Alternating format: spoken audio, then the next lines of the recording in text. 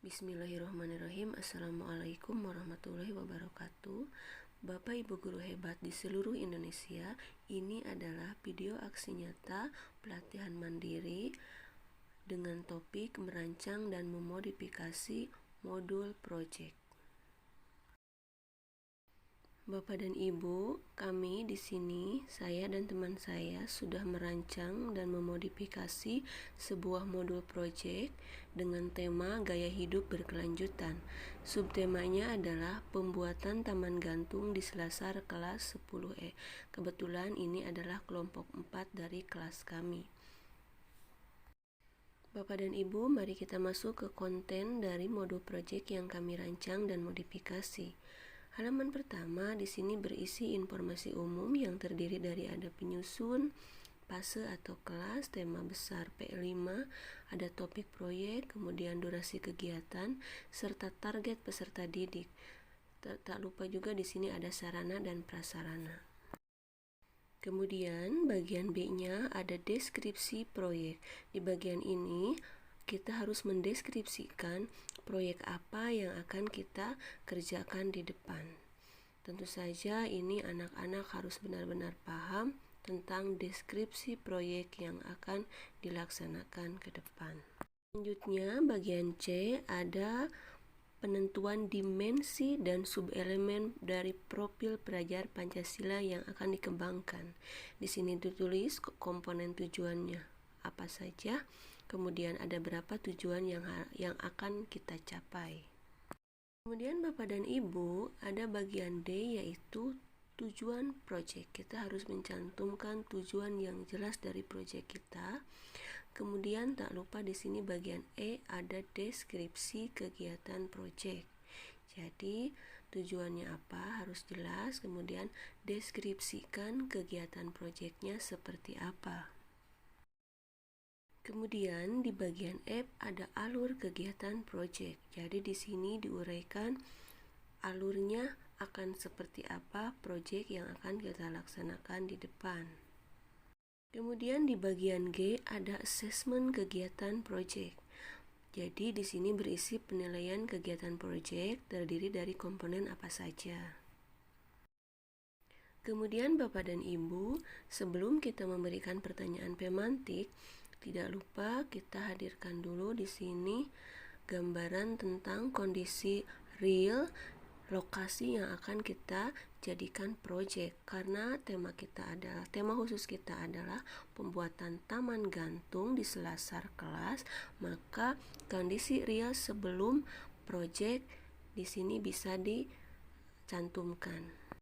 Bapak dan Ibu, di bagian H ada pertanyaan pemantik.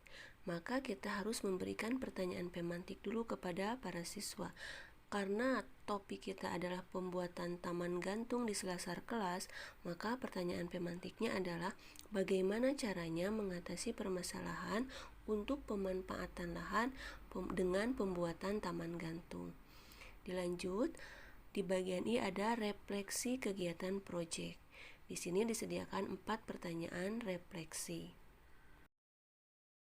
Kemudian di bagian lampiran di sini ada rubrik penskoran. Yang pertama adalah penskoran untuk asesmen ketercapaian dari profil pelajar Pancasila. Ada berapa dimensi yang akan kita ukur.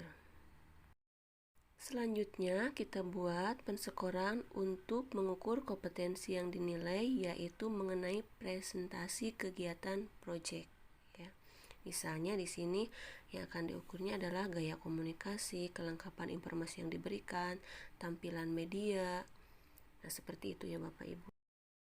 Kemudian asesmen yang ketiga yaitu kompetensi yang dinilainya adalah penilaian laporan kegiatan.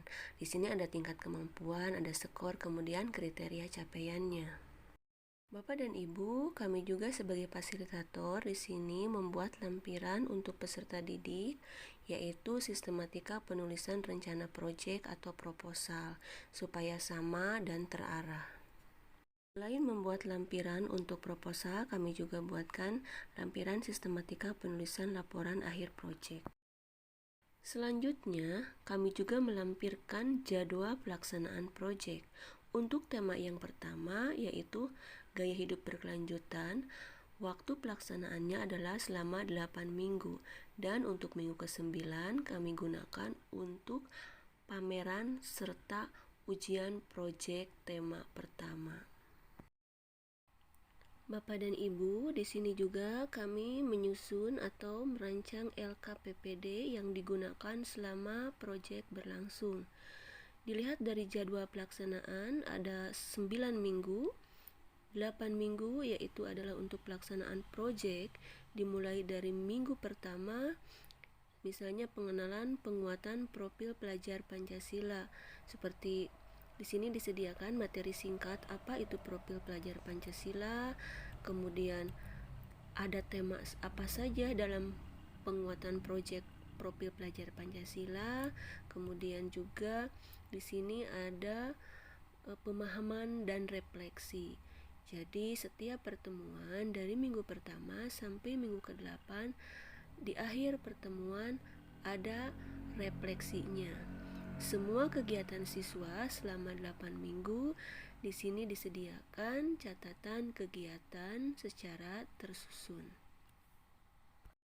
Bapak dan Ibu, seperti yang terlihat dalam potongan slide berikut ini, di sini jelas tersusun alur kegiatan apa saja yang akan dilaksanakan mulai dari minggu pertama sampai dengan minggu ke-8. Karena pada minggu ke-9 kami akan melaksanakan pameran proyek dan ujian proyek.